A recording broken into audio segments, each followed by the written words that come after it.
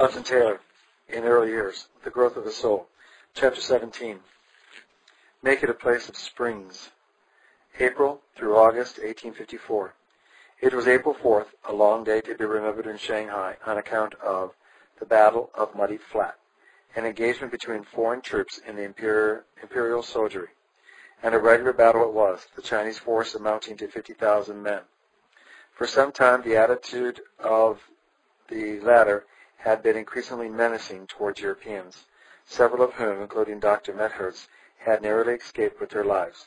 Under cover of operations against the native city, the imperial camps had been moved nearer and nearer to the settlement, until the foreign community, with all they possessed, was well within range of Chinese guns.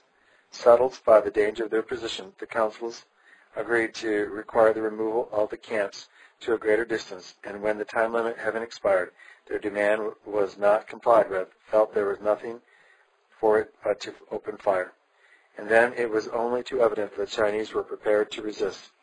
A sharp return fire poured upon the attacking force, many of whom fell before it. Still, superior discipline in arms carried the day, and the handful of Europeans, volunteers, and Marines from the gunboats succeeded in scattering the astonished army and setting fire to the deserted camps. After this, relations were so strained that it was hardly safe for Europeans to venture beyond the protection of their own guns. At first, indeed, it seemed as though retaliation would be attempted, and the settlement was barricaded and an extra gunboat sent up. But no attack was made. The dislodged soldiery vented their rage upon the poor, defenseless villagers instead, and there the matter ended.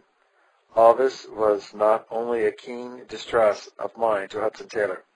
It did not a little to add to the trial of his position, for just before the Battle of Muddy Flat, the way had seemed more hopeful. He had made several excursions with older missionaries into the populous plain around Shanghai, and had been much impressed with the friendliness manifested. Everywhere the foreigners and their message seemed welcome, the distracted villagers finding in their presence some hope of escape from the cruelty of both rebel and imperial soldiers. They had encouraged the thought that, away altogether from the settlement, he might find a home of his own right among the people. The danger involved would not have deterred him for a moment, and hardships would have been welcome, but enabled him to live within his income and be independent. Besides, he longed to be more in touch with the suffering poor among him, and to do what little he could to help them. With his teacher, he might be useful medically and in other ways, and still give a large part of his time to study. His hopes had risen when each fresh visit to the country, and he had been on the lookout for a suitable place to which to settle. But now all this was at an end, and even preaching excursions had to be discontinued. Foreigners were obliged to remain strictly within the limits of the settlement, and missionary work was much hampered in consequence. A journey Mr. Atkins had planned, in which Hudson Taylor was to have been his companion, had to be given up, greatly to the disappointment of both missionaries. Had we started as we intended, wrote the letter, or had this affair happened a day or two later, we should probably have been seized and beheaded by the imperialists in revenge. But God is ever with us. On his watchful protection we rely. He never forgets, never changes. It is, of course, impossible to go at all into the country now, so there seems no change of my getting a place of my own at present. I would give anything for a friend with whom to consult freely. My position is so perplexing that if I had not definite promises of divine guidance to count upon, I do not know what I should do. There is, I fear, no probability of my being able to keep within my salary under present circumstances. If I had quarters of my own, I could live on rice, not bread. That would be too expensive, and drink tea without milk or sugar, which is cheap enough here. But that I cannot do now. Things are increasing in expense all the while, and dollars are getting dearer. They were at 6 and a penny when last I heard, and if we are involved in further hostilities, may rise to double that price, and yet have no more purchasing power. Well, he will provide. They are building barricades in the settlement today, April 8th, and instead of 7 roads into it, are going to have only 3 or 4. I think we are safe, but the poor people round us are in a sad state. My teacher said yesterday, I have great fear. Turning to the right hand, I fear the rebels, and on the left, the Mandarin soldiers fill me with alarm. Truly, these are hard times to live in. What the poor man says is indeed true. I tried to comfort him as well as I could. Nothing gives me so much delight as speaking even a few words for Jesus, and I hope I shall soon be able to do so more freely. It may seem exaggerated at first sight to dwell much upon the trials of Hudson Taylor's position. True, he was at the seat of war, but as far as circumstances permitted, he was living in safety and even comfort. He was so well off, apparently, that one wonders at the undertone of suffering in his letters, until a little consideration reveals another side of his experiences. The assistance received from Dr. Medhertz and other LMS missionaries was of the greatest value, and yet it gave rise to a distressing situation. If he had belonged to this society and had been preparing to work with and for them, nothing could have been better. But, as it was, he felt almost like an unfledged cuckoo, an intruder in another bird's nest, that his companionship at every meal in solitary tea was somewhat wearisome to his generous host. He could not but feel. Not that he received anything but kindness from Dr. Lockhart and his associates, but he was not, as they were, highly educated and connected with a great denomination and important work. The preparation providentially ordered for him had been along different lines, and his religious views made him singular, while his position as a missionary was isolated and open to criticism. He had been hurried out almost by his society before his medical course was finished, in the hope of reaching the rebels at Nanking. Misled by optimistic reports about the Taiping movement, the secretaries of the CES had taken the position that to practical men on the field seems wholly absurd. It is just as natural for missionaries to be critical, apart from restraining grace, as for others. Indeed, it was not long before Hudson Taylor discovered that the Chinese Evangelization Society, with its aims and methods, was the butt of no little ridicule in Shanghai. It was keenly painful, as the Gleaner came out month by month, to hear it pulled to pieces in this spirit, although he could not but acknowledge that many of the strictures were deserved. This did not make it easier, however, for the Society's representative in that part of China, especially when, for the time being, he was dependent upon those who spoke and felt so strongly. He realized the weaknesses of the CES, or was coming to, no less clearly than he did, but he knew and respected many members of the committee, and to some, including the secretaries, he was attached with grateful love. This put matters in a very different light. Fellowship with them in spiritual things at Totterham and elsewhere could never be forgotten, and even when feeling their mistakes most keenly, he longed for their atmosphere of prayer, their love of the Word of God, and earnest zeal for those souls. The influence of the world was tremendously strong in Shanghai, even in missionary circles. It was the heyday of the settlement, as regards financial and commercial opportunities. True, a temporary check had been imposed by the local rebellion, and it was still a question as to how long the disturbed state of things might continue. But the native city, once again in the hands of the imperialists, business would boom and the price of land go up, carrying all commercial undertakings forward on a flood tide of success. And so it proved before 12 months were over. Many a fortune was to be made in Shanghai in those days, and lavish expenditures on luxuries, with it attendant evils, were to be found on every hand. Among the Europeans, hardly a man of advanced age was to be seen, for it was a new world to Western enterprise, entered only within the last 12 years. Footnote, the Treaty of Nanking opening the 5 ports to Western commerce had only been signed 12 years previously, in 1842. End of footnote. Those were the good old times when every Englishman in China was youthful. The great firms Priceley, the hospitality unbounded, and the prospect of achieving fortune with ordinary industry and luck appeared to every young fellow as assured. Footnote, Sir Thomas Sutherland, GCMG, article entitled Far Eastern Shipping 50 Years Ago in the London and China Express for November 27, 1908, 50th anniversary number. Such a state of things was not without its effect on the missionary community. The great expense of living necessitated increased salaries, and it was unavoidable that there should be a good deal of intercourse with government officials, to whom the missionaries were useful as interpreters, and with officers from the gunboat stationed at Shanghai for the protection of the settlement. Without finding fault with anything or anyone in particular, there was a general spirit of sociability that surprised Hudson Taylor a good deal. It was not what he had expected in missionary life, and fell far short of his ideal. He himself, on the other hand, did not entirely accord with the current conception of what a missionary should be. He was bright and fairly educated, but had no university or college training, had taken no medical degree, and disclaimed the title Reverend given him at first on all hands. That he was good in earnest could easily be seen, but he was connected with no particular denomination, nor was he sent out by any special church. He expected to do medical work, but he was not a doctor. He was accustomed, evidently, to preaching and almost pastoral care of others, and yet was not ordained. And strangest perhaps of all, though he belonged to a society that seemed well supplied with funds, his salary was insufficient and his appearance shabby compared with those by whom he was surrounded. That Hudson Taylor felt all this, and felt it increasingly as time went on, is not to be wondered at. He had come out with such different expectations. His one longing was to go inland and live among the people. He wanted to keep down expenses and continue the simple self-denying life he had lived at home. To learn the language that he might win souls was his one ambition. He cared nothing at all about worldly estimates and social pleasures, though he did long for fellowship in the things of God. With a salary of £80 a year, he found himself unable to manage upon twice that sum. So he was really poor and in serious difficulty before long, and there was no one to impress the fact upon the committee at home or make them understand the situation. Then, too, he was lonely, unavoidably lonely. The missionaries with whom he lived were all a good deal older than himself, with the exception of the Burdons, who were fully occupied with their work.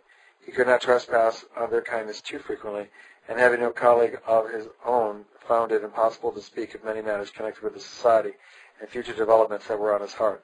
Soon he learned to mention such affairs as little as possible, but he did long for someone with whom to bring them before the throne of grace. Much as he felt his position, however, it was well for the young missionary that he could not hive off just then, or attempt to live on rice and tea minus milk and sugar. He would have done it had he been his own master. He would have done anything along the lines of self-sacrifice to make the money given for missionary purposes go as far as possible. But in that unaccustomed and trying climate, it would have been a dangerous experiment during the hot season. And more than this, were there not higher purposes in view in the providential limitations imposed upon him at this time? He longed to be free and independent, and the Lord saw fit to keep him in the very opposite position, letting him learn from experience what it is to be poor and weak and indebted to others even for the necessities of life. For his well-beloved son, there was no better way, and there are lessons still that can only be learned in this school. But for such circumstances, early in his missionary career, Hudson Taylor would never have been able to feel for others as it was necessary he should. By nature, he was resourceful and independent to a fault. He had sacrificed, as we have seen, the hope and ambition of years, breaking off his medical curriculum before he could obtain a degree, simply that he might be able to follow the guidance of the Lord as it came to him personally, untrampled by obligations even to the society with which he was connected. And now, at the very opening of his new life in China, he found himself cast upon the generosity of strangers, shut up to a position as little welcome, possibly, to them as to himself, and from which there seemed for a long time to come no hope of escape. As spring advanced, his journal gave evidence of more trial and depression of spirits than could be attributed to the climate. His eyes, never strong, became inflamed through the sunshine and excessive dust, and he suffered also a great deal from headaches. In spite of this, he worked at Chinese on an average 5 hours every day, besides giving time to necessity correspondence. To Mr. Piercy, he wrote as fully as possible, trying to supply information that would interest readers of the Gleaner, as well as detailed statements of the condition of things around him, with a view of the future conduct of the work. From these letters one sees how much he was beginning to feel the monotony of a young missionary's life, occupied mainly with study. There was little of interest to write about, now that he was practically restrained to the settlement, and it's clear that he was passing through that stage of weariness and disillusionment in which so many, drifting away from the Lord, lose spiritual usefulness and power. What missionary does not know the temptation at such a time to let go higher ideals and sink to the level about one? Prayer becomes an effort, and Bible reading distasteful, and the longing creeps in for stimulus of some kind, if it be only that of gossip or novel reading. Then the way is open for a fault-finding critical spirit, for dissatisfaction and irritability, and generally for worse backsliding most. And all this so often has its first beginnings in the almost unendurable monotony from which the young missionary finds it difficult, if not impossible, to escape. Pray for me, pray earnestly for me, wrote Hudson Taylor to his mother early in April. You little know what I may be needing when you read this. And to Mr. Piercy, a few days later, may the Lord raise up and send out many laborers into this part of his vineyard and sustain those who are already here. No amount of romantic excitement can do that. There is so much that is repugnant to the flesh that nothing but the power of God can uphold his servants in such a sphere, just as his blessing alone can give them success. Thanks to good judgment and sensible home training, Hudson Taylor was in less danger than many young missionaries during those months of language study. From early childhood he had been encouraged, as we have seen, to take an interest in nature study, his butterflies and insects being always housed with consideration, though at some cost to his parents in their limited surroundings. This stood him in good stead, for now he not only knew the value of such recreation, but also how to take it up. Ordered a cabinet for insects, runs the journal for April 25th, and worked at Chinese and photography. April 28th, very warm again. Worked at Chinese 5 hours, had a bad headache all day. Caught a few insects as a commencement of my collection. April 29th, at Chinese 6 hours. After dinner took a walk in search of insects. Had some difficulty in getting into the settlement again, the gates being closed. Today he wrote to his mother in May. I caught sight of a large black butterfly with swallow-tail wings, the largest living butterfly I have ever seen. At first I thought it must be a small bird, although it seemed to fly so straightly. But when it settled on a tree and I saw the splendid creature, it nearly took my breath away. It was so fine. I intend also to collect botanical specimens, but at present have no conveniency. There are some trees here that have a strange look to our eyes, being covered with blossoms before a single leaf appears. Among the wild plants I see many old friends, the violet, forget-me-not, buttercup, clover, chickweed, dandelion, hemlock, and several common herbs. There are also wildflowers that are new to me and very pretty. In addition to working hard at Chinese this summer, he was diligently keeping up his other studies, medicine and chemistry especially, that he might not lose the benefit of his hospital course. The classics he gave as much time to as possible, and he seems always to have had some useful book on hand dealing with history, biography, or natural science. The following is a typical entry in a journal letter to his sister. Before breakfast, read medicine, then Chinese nearly 7 hours. Before breakfast, read medicine, then Chinese nearly 7 hours. After dinner, Greek and Latin exercises, each an hour. After poring over these things till one can scarcely see, it is a comfort to have a fine, clear, large-type Bible such as Aunt Hardy gave me. It is quite a luxury. Well, all these studies are necessary. Some of them, the classical languages of Europe, ought to have been mastered long ago. So it is now or never with me.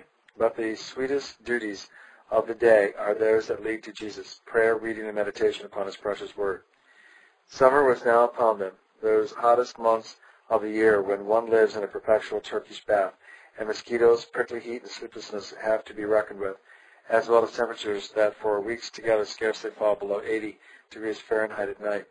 It is easy to write about it, but who that has not lived through such days and nights can imagine how much grace it takes to bear the discomfort and distress without irritability and keep on steadily with the work when all one's courage seems needed just to endure. All through this trying season, however, Hudson Taylor kept up his studies, never falling below his average of 5 hours of Chinese every day. Once or twice he went into the country with Mr. Borden, risky as it was to attempt it. These are troublous times, he wrote, but we must do something. And their faith that the Lord would help them was rewarded by the welcome met with from the village people, who were only too glad to see them out again. I think I may say I have one friend now, he added, telling of a happy evening with Mr. and Mrs. Borden after one such excursion. But I do not want to go over there too often, as I am only one of his circle, and he has a wife for company. I feel the wants of a companion very much. The day is spent with my teacher, but my evenings generally alone in writing or study. Letters, of course, were a great comfort. and much time was given during his first year to China to correspondency. Strangely enough, the months of June and July brought him the particular trial of hearing nothing from home, mail after mail, when he was especially longing for news. How this happened never quite appeared, for he had been written to regularly, but the letters never reached him, or if they did, it was out of their proper order and long after they were due. This, combined with the great heat and the effects of a brief but serious illness, tried him to a degree that only be understood by those who have been in similar circumstances. When last mail came in, he wrote to his mother in the middle of June, after walking a mile and a half to the council on a boiling hot day and waiting nearly 2 hours, which lost me my tiffin, or midday meal, I had the pleasure of bringing up letters and papers for everyone at the mission except myself. When I found there really was nothing for me, the disappointment was so great that I felt quite sick and faint and could scarcely manage to walk home, for it was reported that we should have no other mail for 6 or 8 weeks. Another trial of their summer months, and one he felt still more keenly, was his financial position, overlooked apparently by the society. The first quarter since his arrival in China was now at an end, and on making up his accounts, he was more than troubled.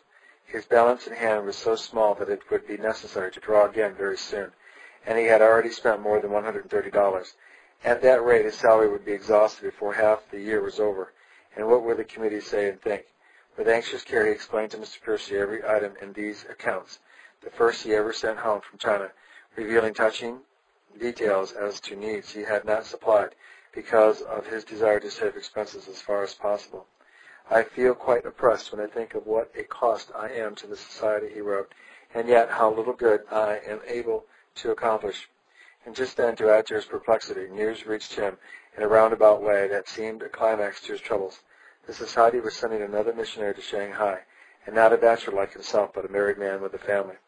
Dr. Parker, a Scotch physician who had applied to the CES before Hudson Taylor left England, was already on his way to join him and might be expected in a few months. Glad as the young missionary would have been of such tidings under other circumstances, with Shanghai in the condition in which it was, the outlook was cause for concern. Dependent himself for shelter upon the generosity of others, what arrangements could he make for a married couple with 3 children? He hardly dared mention it to those with whom he was living, and yet the news would soon be the talk of the settlement, whether he kept silent or not. Anxiously he awaited letters from the committee explaining the situation. Surely they would send him notice, in view of all that he had written, of such an addition to their staff and instruct him fully how to act. But mail after mail came in with no reference to Dr. Parker's coming. Repeated requests for directions as to how to arrange for himself had as yet received no answer, and before summer was over, Hudson Taylor saw that he must act on his own initiative. Meanwhile, comments and questions were not wanting that made the position more trying. Is it true that a medical man is about to join you with the wife and family? When did you hear it? Why did you not tell us? Have you bought land? Why do you not begin to build? And so forth. To all of which no satisfactory reply was forthcoming. At first, in his perplexity, Hudson Taylor suffered as only a sensitive nature can. But when the talk was at its worst and the summer heat almost unbearable, the Lord himself drew near and comforted him. As you know, he wrote Mr. Piercy in July, I have been much tried since coming here, pressed beyond measure, almost at times, but the goodness of God is never failing. In the last few days I have enjoyed such sweet sense of his love, and such a personal application of some of the promises, as though they were written or spoken directly to me, that the oil of joy has indeed been given me for mourning. I feel sure that dear friends in England have been especially remembering me in prayer, and I am truly grateful. Oh, continue to pray for me. I am so weak that difficulties seem overwhelming, and oftentimes I have to cry with Peter, Save, Lord, I perish. But never does that cry go up in vain. He has a balm for every wound, and is always ready to calm the troubled waters of the soul. I long much for the time when I shall be able to spread the knowledge of His grace among this people in their own language. May that time be hastened and an effectual open door before me. I hope I may be able to find a home of some kind for Dr. and Mrs. Parker on their arrival, though I cannot see how or where it will be. All the houses seem more than filled already, and new missionaries are expected out. I think it seems necessary that you should at once consider and decide upon the question of building. If we are to establish a mission in Shanghai, there is no alternative. No one can have a greater objection to building than I have, or see its disadvantages more clearly. But the question lies at present within narrow limits. There is only a given space in which we are permitted to live. An example, the settlement. And in it all the houses are occupied or shortly will be. We may or may not find those who, having been at the expense of building for themselves, are willing to accommodate us for a time to their own inconvenience. But this cannot be a permanent state of things. Those who are best able to judge see no hope of a restoration of peace for years to come. But we are all very short-sighted when we look into the futurality. The more he thought over the situation, the more he felt that there was nothing for it but to seek a native house in the Chinese part of the settlement, in which to receive the travelers who were drawing nearer every day. So, in spite of overpowering heat and the lack of a sedan chair, he set about the weary search once more. It was 4 or 5 months now since he had hunted for quarters on his first arrival without finding even a room available, and if anything, the conditions seemed worse than before. Nothing he could begin to think was to be found, and but for a growing rest of heart in God, Hudson Taylor would have been almost in despair. As it was, he was learning precious lessons of his own helplessness and of almighty strength. To Miss Stacy in Tottenham, he wrote during those August days, "How sweet is the thought that we have not an high priest who cannot be touched with the feeling of our infirmities, but one who was in all points tempted like we are, yet without sin. Nothing is more sure than that we are wholly unable to sympathize with those in whose circumstances we have never been placed. How delightful then is the reflection that though our friends can only in part enter into our joys and sorrows, trials and discouragement, there is one ever ready to sympathize to the full, one to whom we have constant access, and from whom we may receive present help in everything of need. This has been such a comfort to me when thinking and perplexed as to our residency, not for myself only, but for Dr. and Mrs. Parker. In the present state of Shanghai, there is no easy problem, there being neither native nor foreign houses unoccupied. But I have much to be thankful for. Our dear Redeemer had not where to lay his head. I have never yet been placed in that extremity. One who is really leaning on the Beloved finds it always possible to say, I would fear no evil, for thou art with me. But I am so apt, like Peter, to take my eyes off the one object and look at the waves and the winds. As in that scene, however, the grace and the tenderness of Jesus are as apparent as Peter's little faith. So with us today, as soon as we turn to him, he giveth power to the weak, giveth power to the faint, and to them that have no might he increaseth strength. While we depend entirely on him, we are secure and prosperous in circumstances apparently the most unfavorable. Oh, for more stability! The reading of the Word and meditation on the promises have been increasingly precious to me of late. At first, I allowed my desire to acquire the language speedily to have undue prominence and deadening effect on my soul. You see from this how much I need your prayers. But now, in the grace that passes all understanding, the Lord has again caused his face to shine upon me. And to his sister Amelia he added 2 days later, I have been puzzling my brains again about a house, etc., but to no effect. So I have made it a matter of prayer and have given it entirely in the Lord's hands. And now I feel quite at peace about it. He will provide and be my guide in this and every other perplexing step. Quite at peace about it. With such serious difficulties ahead, a situation he could not meet, needs for which he had no provision and no possibility of making any, a problem he had puzzled over until he was baffled and had no effect. So I have made it a matter of prayer, is the simple, restful conclusion, and have given it entirely into the Lord's hands. He will provide and be my guide in this, as in every other perplexing step. Yes, that is how it ever has been, ever must be with the people of God, until we are carried quite out of our depth, beyond all our own wisdom and resources. We are not more than beginners in the school of faith. Only as everything fails us and we fail ourselves, finding out how poor and weak we really are, how ignorant and helpless, do we begin to draw upon abiding strength. Blessed is the man whose strength is in thee, not partly in thee, and partly in himself. The devil often makes men strong in themselves to do evil, great conquerors, great acquirers of wealth and power. The Lord, on the contrary, makes his servants weak, puts him in circumstances that will show him his own nothingness, that he may lean upon the strength that is unfailing. It is a long lesson for most of us, but it cannot be passed over until deeply learned. And God himself thinks no trouble too great, no care too costly, to teach us this.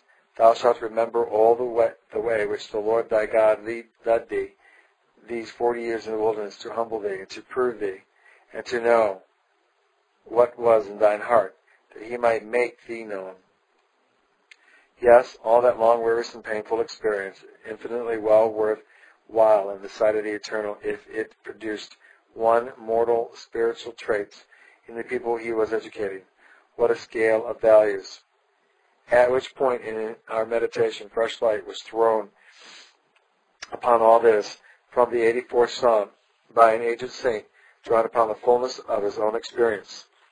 Footnote: the beloved and now departed, her, that's H-E-R-R, inspectator, I-N-S-P-E-K-T-O-R, C-H, Repar, hyphen, Gobat, and that's R-A-P-P-A-R-D hyphen G-O-B-A-T, director of the Pilgrim Mission of St.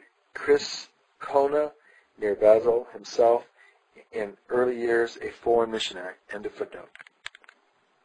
Speaking to my students one day, he said, I asked them, young men, which is the longest, widest, most populous valley in the world?